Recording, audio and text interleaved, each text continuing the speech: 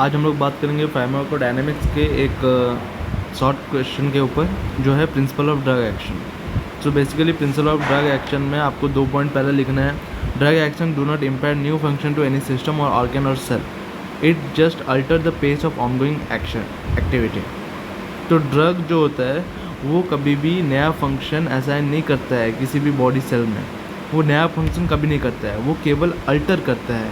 क्या करता है? अल्टर करता है पेस ऑफ ऑनगोइंग एक्टिविटी। हमारे बॉडी में जो मेटाबॉलिज्म चलता है उसका एक पेस होता है, उसी को ड्रग एक्शन करता है, या तो स्टिमुलेट करके आगे बढ़ाएगा, स्पीड अप करेगा, या तो डिप्रेस करेगा।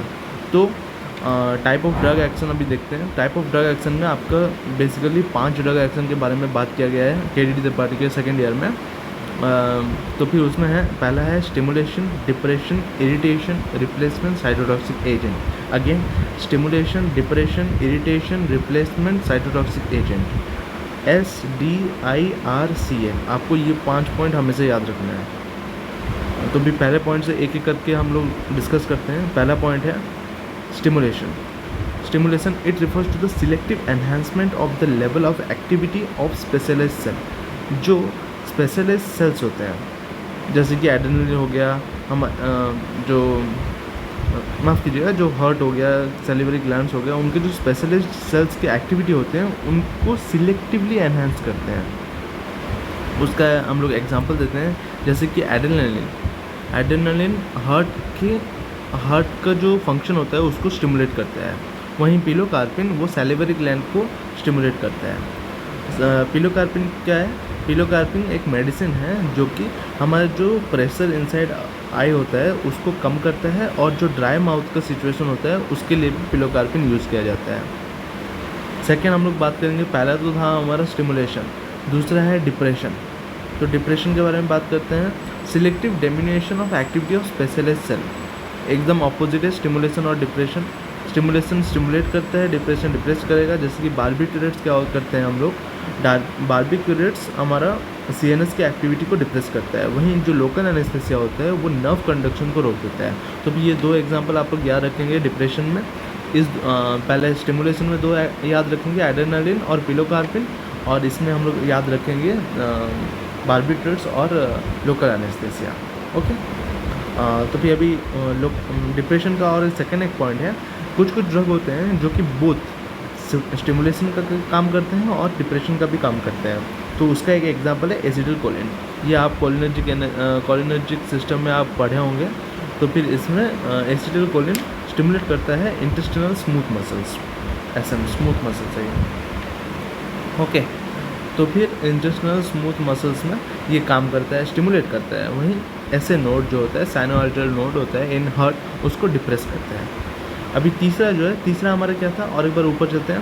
पहले हो गया स्टिमुलेशन, डिप्रेशन, इरिटेशन, देन तीसरा है रिप्लेसमेंट एंड साइटोटॉक्सिक एजेंट। तो रिप्लेसमेंट के बारे में हम लोग बात करते हैं। इरिटेशन हम लोग छोड़ दिए, इरिटेशन के बारे में बात करते हैं पहले।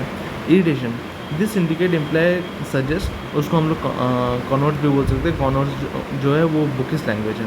कॉनवर्ट्स are non selective of a non axis effect and it is particularly applied to less specialist cells. जो लेस स्पेशलिस्ट सेल्स होते हैं उसमें इरिटेशन का काम जो होता है वो होता है हमारा कौन कौन करता है, डिसइंडिकेट। ये जो इरिटेशन है, जो टाइप ऑफ ड्रग एक्शन होता है, ड्रग कैसे एक्शन करता है, वो इरिटेशन प्रोड्यूस करता है। क्योंकि इरिटेशन हमारा जो एपिथेलियल कनेक्टिव टिश्यू है वो स्पेशलिस्ट सेल्स है, उसमें वो इरिटेशन शो करता है।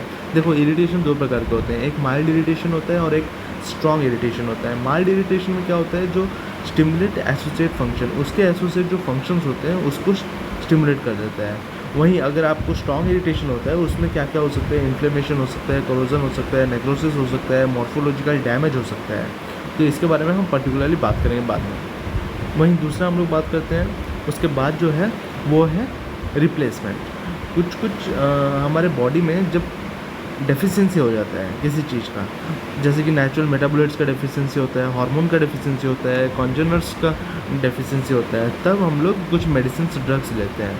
For example levodopa in Parkinson disease. Parkinson disease में हम लोग लेवोडोपा लेते हैं।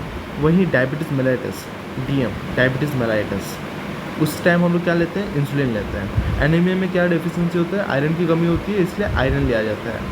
तो ये होता है रिप्लेसमेंट। रिप्लेसमेंट में कैसे कौन सा ड्रग कैसे एक्ट करता है, रिप्लेसमेंट सप्लाई करता है। वहीं अगर हम बात करेंगे साइटोटॉक्सिक एजेंट, जो लास्ट पॉइंट है हमारा साइटोटॉक्सिक एजेंट, वो क्या करता है, वो selective cytotoxic action for invading parasite और कैंसरस सेल। उस टाइम साइटोटॉक्सिक एजेंट हम लोग यूज़ करते हैं और alternating them without significantly affecting the host cell. Host cell को वो ज़्यादा अफेक्ट नहीं करता है, होस्ट सेल को ज़्यादा अफेक्ट नहीं करता है और क्योर करने के लिए काम आता है। फॉर एग्जांपल इसका जो एग्जांपल है वो है पेनिसिलिन, क्लोरोक्विनोन, जिडोविडिन और साइक्लोफॉस्फामाइड। इतना है तो आपको पूरा याद रखना है। पहले हम लोग क्या बात किए, पहला जो था हमारा स्टिमुलेशन था, दूसरा डिप्रेशन था, तीसरा क्या था इरिटेशन, चौथा क्या था इरिटेशन के बाद क्या था रिप्लेसमेंट, और पांचवा क्या था हमारा CA जो कि साइटोटॉक्सिक एक्शन। ये 5 आपको हरदम याद रखना है, ये एक शॉर्ट नोट है। Thank you.